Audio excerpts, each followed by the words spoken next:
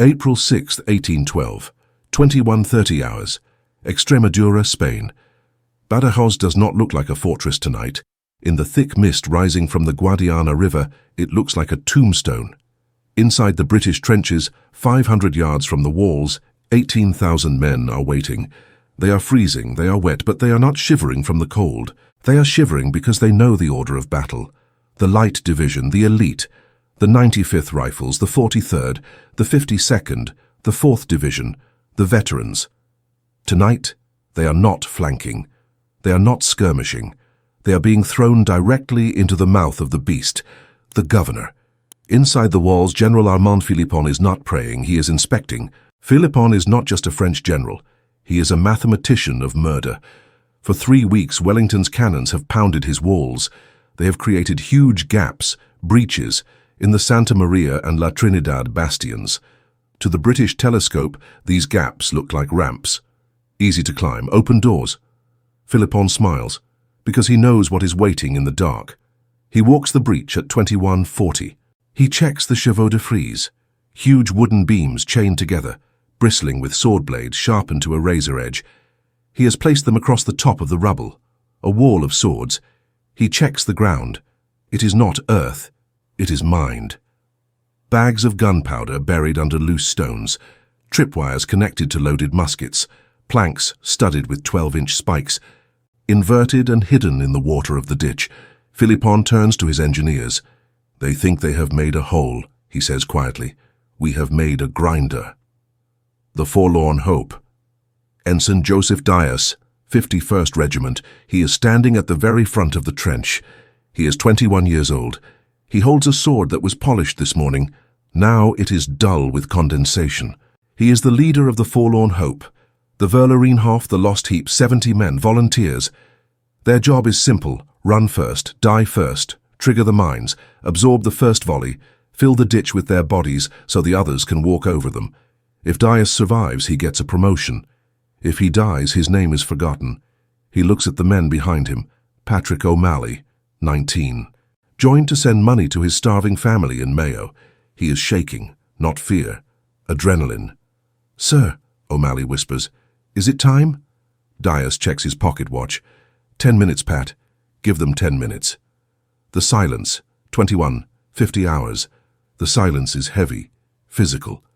18,000 men holding their breath.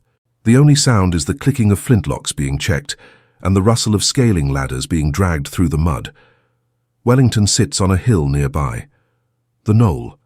He is usually cold, detached, the Iron Duke. Tonight, he is pacing. He knows Philippon. He respects Philippon. He knows that sending men up those walls is not strategy. It is butchery. But he has no time. The French relief army is marching. He needs the city tonight. "Time is blood," he mutters. The spark. 21:59. Hours. A French sentry on the wall of La Trinidad stops. He hears something. A scrap of metal on stone. The sound of a ladder hitting the ground. He leans over the parapet, peer into the darkness. Black shapes, moving, like a river of ants. He does not shout. He lights a carcass, a primitive incendiary projectile, a canvas ball filled with pitch and gunpowder. He throws it over the wall. It arcs through the night sky, burning bright yellow. It hits the ground at the feet of the Light Division. It hisses, it flares, and suddenly the night is gone. The darkness is ripped away. 3,000 British soldiers are illuminated in the trench, staring up like deer in headlights. On the wall, Philippon nods. Phew. 22:00 hours. The world ends. The explosion is not a sound. It is a physical blow.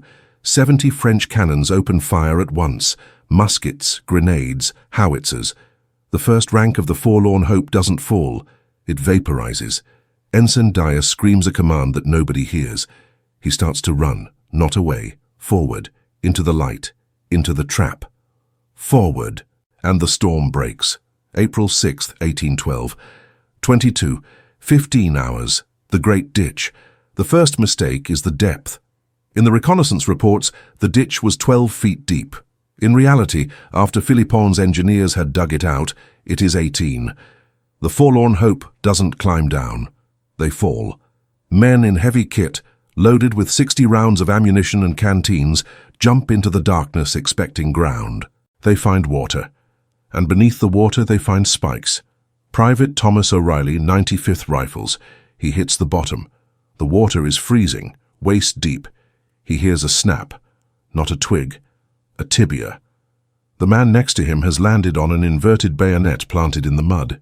He screams, but the scream is cut short, because the men behind are jumping, hundreds of them. A waterfall of green jackets and red coats pouring into the pit. They land on the spikes. They land on the wounded. They land on the dead. Within 2 minutes, the floor of the ditch is not mud. It is meat. But they are the lucky ones, because they are still alive. "Ladders!" screams Major O'Hare. He is a legend in the Rifles. Tonight he looks like a man trying to direct traffic in hell. The ladders are brought forward. They are thrown against the rubble of the Santa Maria breach. It is a steep slope, a hill of broken masonry, loose stones, and dust. "Up! Get up!" The light division begins to climb. It is not a charge, it is a scramble. Boots slipping on loose rocks, hands grabbing at stone. Above them the breach is dark. Quiet. Suspiciously quiet. The false summit. 30 hours. They reach the top. 500 men panting, sweating, hearts hammering against their ribs. They have survived the ditch. They have survived the climb. They expect to see French soldiers with bayonets. They see nothing, just a smooth, empty ramp leading down into the city. Sergeant Masterson is at the front. He pauses. "It's open," he yells. "By God, it's open!" He takes a step forward, and the world turns white. The mines. Philippon did not just mine the ditch, he mined the rubble itself. Below the loose stones, hundreds of powder bags are linked by a single fuse. When the weight of the British troops reaches critical mass, when the breach is full, the French engineer pulls the cord. Boom. It is not an explosion you hear. It is an explosion you feel in your teeth. The entire slope of the Santa Maria breach lifts into the air. Tons of rock, hundreds of bodies, sent skyward in a fountain of fire and gore. Sergeant Masterson is gone, vaporized. The men behind him are thrown backward, rolling down the hill they just climbed, burning, broken, blind. But the British Army is a machine. The explosion kills 300, but 3,000 are pushing from behind. "Forward, close up!" The 4th Division pushes the survivors of the Light Division back up the hill. They climb over the smoking remains of their friends. They reach the top again, and this time they see the real enemy. The sword blade wall. It is the most terrifying invention of the Napoleonic Wars, the Chevaux-de-frise. Huge timber beams, chained deep into the masonry of the walls, and sticking out of them, hundreds of cavalry sabres, razor-sharp, pointing outwards, spaced 4 inches apart. It spans the entire width of the breach. It is 6 feet high. You cannot climb over it. You cannot crawl under it, and you cannot break it. Captain Peter O'Malley reaches the blades. He grabs the wood to pull it down. A sword blade slices his fingers to the bone. He ignores it. He heaves. It doesn't move.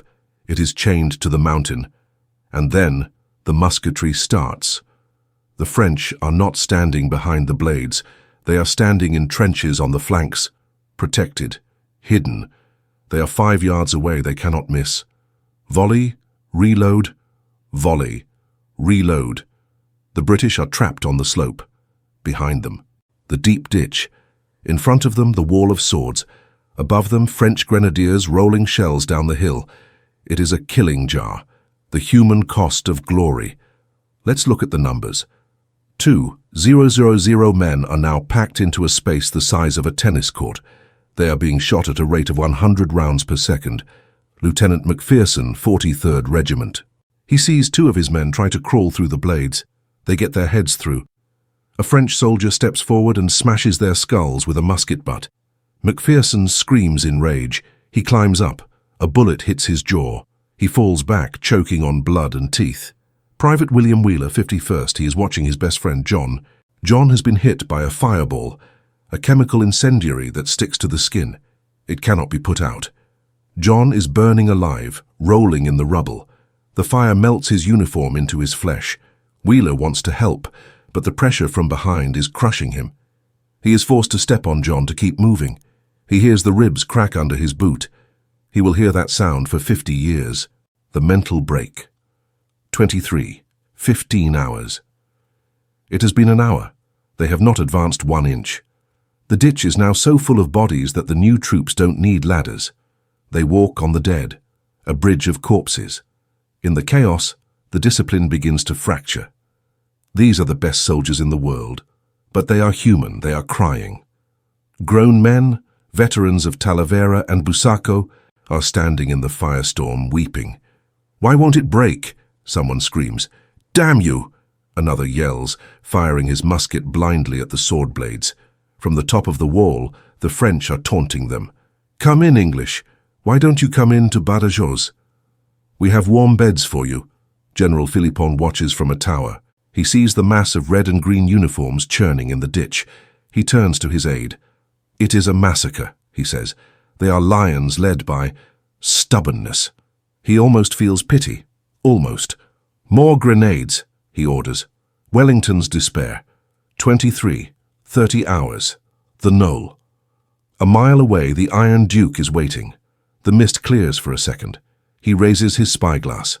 He expects to see the Union Jack on the walls. Instead, he sees the flashes of thousands of muskets in the ditch. He sees the fires burning. He hears the roar, not the roar of victory, the roar of agony, a low, continuous moan that rises above the cannon fire. An aide-de-camp gallops up, covered in soot. His horse is bleeding. "My lord," the aide gasps. "Report," Wellington snaps. His voice is ice, but his hands are gripping the rein so hard his knuckles are white. "The breaches are impassable, my lord.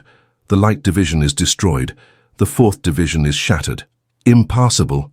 "They are dying in heaps, sir," the colonel says. He says we must retreat.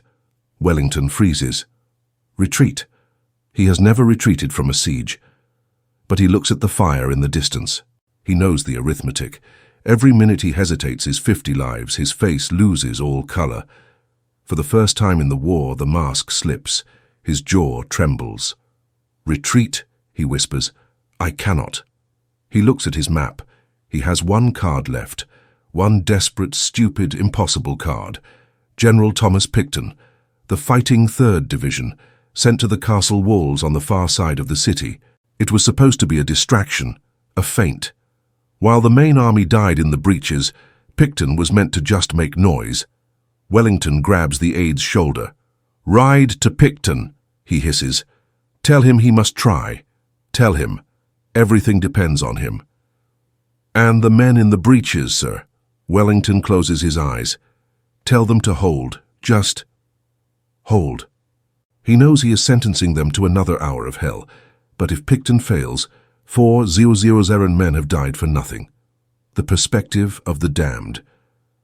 Back in the ditch, Ensign Dias is still alive, miraculously. He is lying behind a pile of dead bodies, using them as sandbags. He looks at his sword. It is broken in half. He looks at his unit. 70 men went in. 5 are left. He looks up at the Chevaux-de-frise. It glints in the firelight. Unmoved, unbroken, mocking. It is the gate of hell, and he is knocking on it with bare knuckles. He hears a bugle sound in the distance. The retreat? No. "Try again," a colonel screams from the rear. "Once more, lads, for King George." Dias laughs. A manic, hysterical sound. He stands up. "For King George," he spits, and steps back into the grinder. April 6, 1812. 23. 45 hours. The castle walls. While the Light Division is dying in the breaches, a different kind of drama is playing out on the east side of the city. Silence. Or as close to silence as you can get in a war zone. General Thomas Picton is leading the 3rd Division. Picton is not a gentleman soldier. He is a brawler, rough, foul-mouthed. He does not wear a uniform tonight. He wears a blue frock coat and a round beaver hat. He looks like a banker who has lost his mind. But his men love him. They call him Old Fighting Third. They are standing at the base of the castle walls. The walls here are not breached. They are solid stone, 100 feet high in places, but Picton has found a spot where they are only 24 feet. He looks at his engineers. He looks at the ladders. They are heavy wooden scaling ladders, 30 feet long, carried by 4 men each. "It's too high, sir," a sergeant whispers. Picton spits on the ground.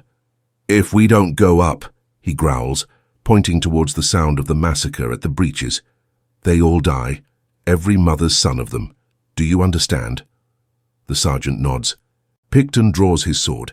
It looks ridiculous next to his civilian coat. "Forward, you bastards, forward!" The geometry of death. The first problem with an escalade is physics.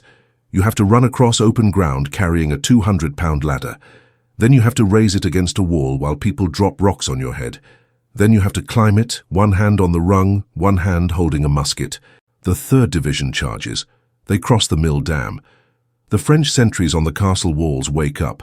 Suddenly the sky rains granite. The French aren't just shooting. They are throwing boulders, heavy logs, broken masonry. Private Michael O'Shea is carrying the front of a ladder. A rock the size of a watermelon hits his helmet. His neck snaps instantly. The ladder falls. The 3 men behind him trip. The ladder breaks.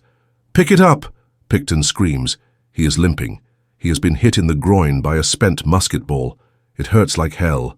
He is blacking out from the pain, but he refuses to be carried off. He leans on his cane. "Up the walls, go!" The ladder lottery. They reach the wall. 12 ladders are raised. It looks like a siege from the Middle Ages. Lieutenant James Ridge is the first on the ladder. He climbs fast. Rung 1, rung 5, rung 10, he looks up. A French soldier is leaning over the parapet with a musket. Point-blank range. Flash. The bullet hits Ridge's shoulder pad, deflects. Ridge keeps climbing. But the man next to him isn't so lucky. Corporal Bates. He is halfway up when the French push the ladder away from the wall. This is the climber's nightmare. The ladder tips backward, slowly at first. Then gravity takes over. Bates screams as he falls 20 feet backwards. He lands on the bayonets of the men waiting below. The ladder crashes down, crushing 3 men. Bates is impaled. He is coughing blood. "Leave him," an officer shouts. "Raise it again." They lift the ladder with the dead corporal still tangled in the rungs. They don't have time to untangle him. They climb over his body to get to the enemy, the inches. 00, 15 hours. It isn't working. Every time a ladder touches the wall, the French push it off. Or they drop live shells at the base. The base of the wall is a pile of dead British soldiers. General Picton is leaning against a rock, face pale, watching his division fail. If he fails, Wellington fails. If Wellington fails, Napoleon wins Spain. History hangs on a wooden rung. Then a change. Lieutenant Ridge, yes, he is still alive, finds a embrasure, a cannon slot, where the wall is broken slightly. He jams his ladder into the crack. The French try to push it. It sticks, it holds. Ridge turns to his men. "Follow me." He scrambles up. He reaches the top. He doesn't step onto the wall. He vaults.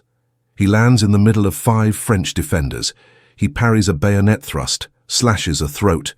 "Here!" he screams. "3rd Division! Here!" The tide turns. 1 man on the wall is a suicide. 2 men is a problem. 10 men is a bridgehead. British soldiers pour up Ridge's ladder. Then a 2nd ladder holds. Then a 3rd. The French defenders panic. They are used to shooting down. They don't know how to fight hand-to-hand against madmen who have just climbed a fortress. The fighting 3rd are not fighting with tactics. They are fighting with rage. They are stabbing, biting, using musket butts. They clear the parapet. They throw the French gunners off the wall. A 30-foot drop. The scream of a falling Frenchman is a sound of victory. The phantom victory. Re-0, 45 hours. Picton is pulled up the wall by 2 sergeants. He stands on the ramparts of the castle of Badajoz. He looks down into the city. He sees the fires at the breaches. He sees the slaughter still happening a mile away. He grabs a bugler. "Sound the advance," Picton orders. "Let them know we are in." The bugle notes cut through the night air. "Ta-ta-ta-ta!" At the main breach, Wellington hears it. He lowers his telescope. He lets out a breath he has been holding for 3 hours.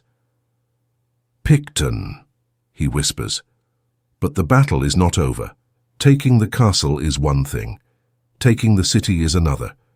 And the men of the 3rd Division are filled with a dark, cold energy. They have seen their friends crushed. They have seen the ladders fall. They are pumped full of adrenaline and rum. They are not soldiers anymore. They are a pack of wolves inside the sheep pen. The walker on the wall. Ensign Canch, 5th Division. Meanwhile, on the other side of the city, the 5th Division has also managed to scale the San Vicente walls. The city is cracked open from two sides. The French defense collapses. General Philippon hears the bugles. He knows the sound. He looks at his beautiful, deadly breeches, the abattoir that worked so perfectly. It doesn't matter now. He has been outflanked by men who climbed walls like spiders. Retreat to San Cristobal, Philippon orders. He runs, he hides. The meeting. Inside the city streets, the British columns meet. The men from the castle, 3rd Division, and the men from San Vicente, 5th Division. They march to the main gates. They open them from the inside. At the main breach, the survivors of the Light Division, the ones lying in the meat grinder, hear the gates open. They see the French retreating. They stagger up the slope. This time no mines explode.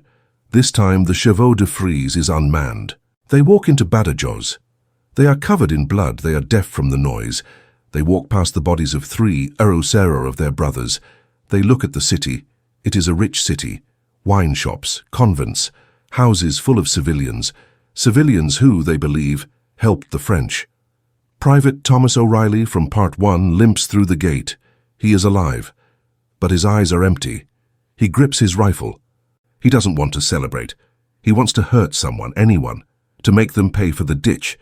The officers try to form ranks. "Fall in!" Major O'Hare shouts, what's left of him. But the men don't fall in.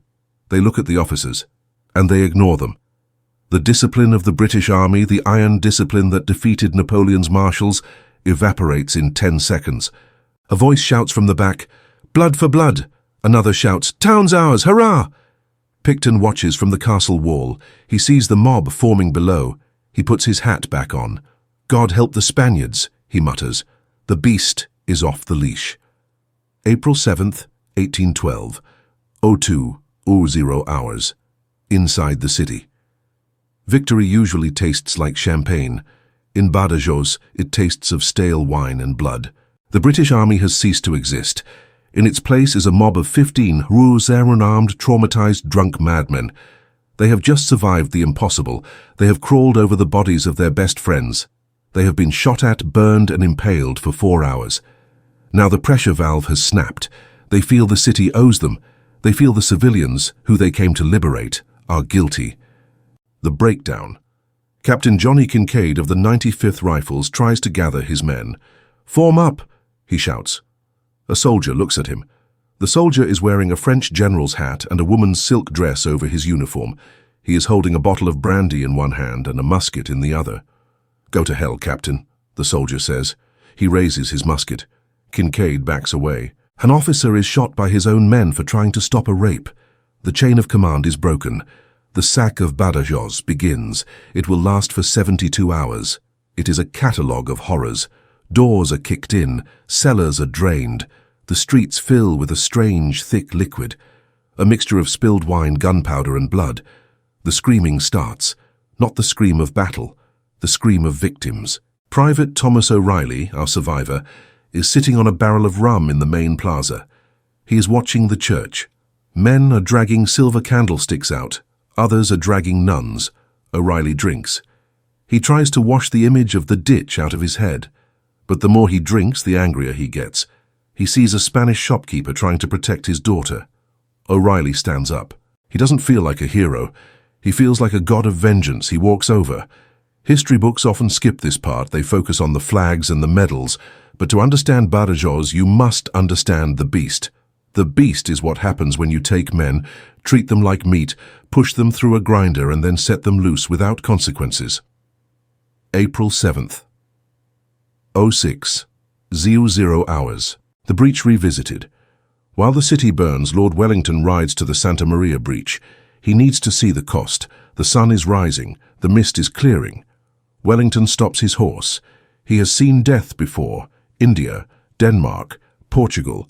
He is known as the Iron Duke because he never shows emotion. He considers it a weakness. But he is not ready for this. The ditch is full, not partially full. full, level with the ground. A solid pavement of human bodies, 2,000 men, red coats, green jackets, tangled together in a frozen wrestle of death. You can see the layers of the geology of slaughter. The bottom layer, the forlorn hope, drowned or spiked. The middle layer, the light division blown up by mines. The top layer, the 4th division, shot to pieces on the slope. Some are burned black by the fireballs. Some are missing heads. Some are still clutching the ladders, hands reaching up, frozen in rigor mortis, as if still trying to climb. Wellington stares. His hands shake. Great, heaving sobs rack his body. Tears stream down his face. "The loss!" he chokes out. "The loss!" He cannot finish the sentence. He turns his horse away. He cannot look at it. Even the man who defeated Napoleon cannot look at the price of his own victory. The hangman, April 9th, the restoration of order. The sacking continues for 3 days. Finally, Wellington recovers his iron. He sends in the provost marshals, the military police. He erects a gallows in the central square. "Hang them," he orders. "Who, my lord?" "Any man found with loot. Any man who disobeys. Hang them high." It takes the sight of their own friends swinging from ropes to sober the army up. The soldiers look at the gallows. They look at their bloody hands. The madness fades, replaced by a massive collective hangover of shame. They drop the silver. They drop the silk. They fall into ranks. They are soldiers again. But they will never be the same. The 95th Rifles, the elite regiment, lost half its officers and a third of its men. The fighting 3rd Division is decimated. The legacy, London, 1812. The news reaches Britain. "Glorious victory," the newspapers scream. "Wellington takes Badajoz. Bonfires are lit. Church bells ring. Nobody mentions the women of Badajoz. Nobody mentions the Spanish shopkeepers. Nobody mentions the corporal impaled on the ladder, the survivor's truth." Years later, Thomas O'Reilly is an old man in Ireland. He has a pension. He has a medal. It is the Military General Service Medal, with a clasp for Badajoz. His grandchildren ask him about the war. "Were you a hero, grandfather?" "I was at Badajoz," he says. "Was it a great victory?" Thomas looks at his hands. He remembers the smell of the ditch, the copper taste of blood.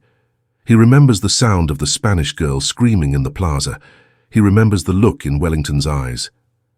"It was a victory," he says softly, "but I left my soul in that ditch." Conclusion. The siege of Badajoz is the perfect microcosm of war. It shows the absolute peak of human courage. Unarmed men climbing 30-foot walls into machine gun fire, musket volleys, and it shows the absolute depth of human depravity, the destruction of the innocent by the victors.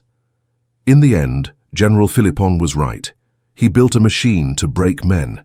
It broke their bodies in the breach, and it broke their minds in the city. Napoleon's general promised the fortress would never fall. He was wrong. It fell, but the men who climbed the walls they never really came back down.